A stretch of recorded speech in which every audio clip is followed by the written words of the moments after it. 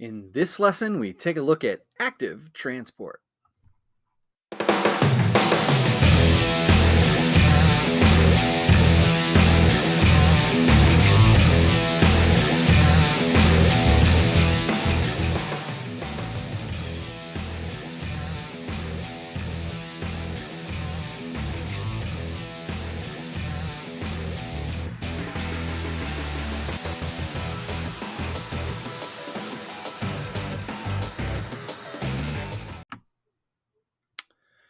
So, in the previous lesson, we learned about passive transport and the different forms of passive transport, including osmosis and facilitated diffusion. Today, we're going to take a look at active transport.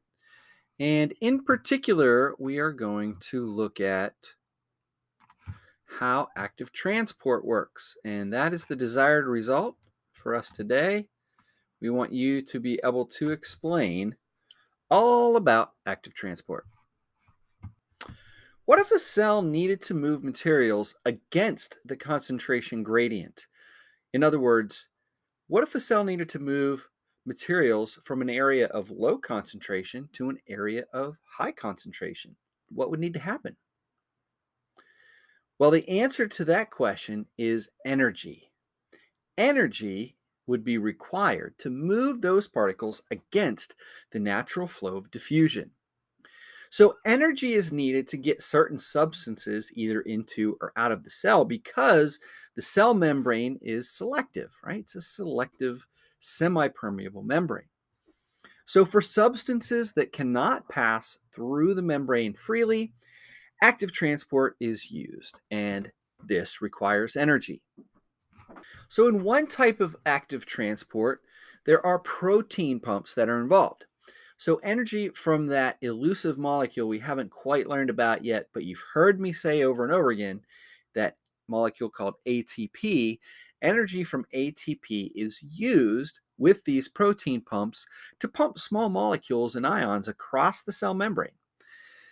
There are active transport proteins that change shape during the process, binding substances on one side of the membrane and then releasing them on the other. And that's what you see happening here. It's almost like a gate that does this.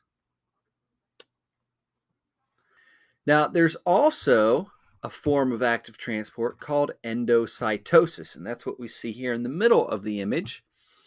With endocytosis, the membrane actually forms a pocket around a particle, and then the pocket breaks loose from the outer portion of the cell membrane and forms a vesicle within the cytoplasm. So that is how it would take in larger molecules, like you see here. So that's the second type. A third type is called exocytosis, and it's basically just the opposite of endocytosis, where in exocytosis, instead of a molecule being brought into the cell, a molecule is being released from the cell. With the same process, the membrane of the vesicle surrounds the material, then that vesicle membrane fuses with the cell membrane because they're made out of the same thing, and the contents are essentially forced out of the cell. There's also a fourth type of cytosis, and it's kind of basically a form of endocytosis, and it's called phagocytosis. That's spelled with a Phago, cytosis. And this is where you get extensions of cytoplasm that surround a particle and package it within a food vacuole.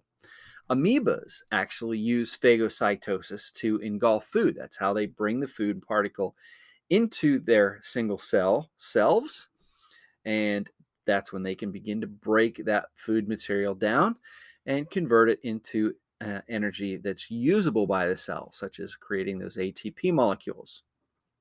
So why is endocytosis an example of active transport and not facilitated diffusion?